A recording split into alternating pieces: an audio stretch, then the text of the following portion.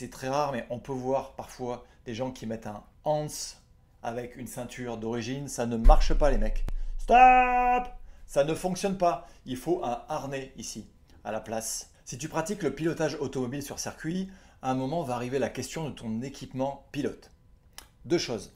Si tu as une caisse de série, le simple casque jet va suffire si la caisse est fermée.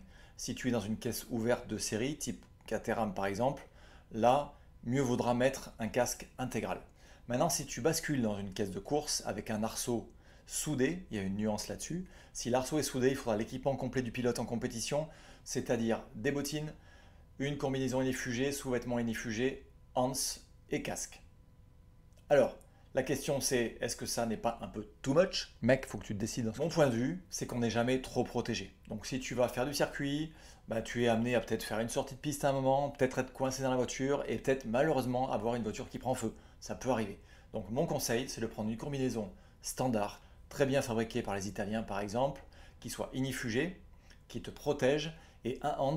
Le Hans, pour rappel, c'est l'appareil qui se met sur les épaules, qui se prend sous les harnais et qui t'évite le coup du lapin, une extension des cervicales et que tu ne mesures pas 1,92 m au lieu d'1,75 m à la base.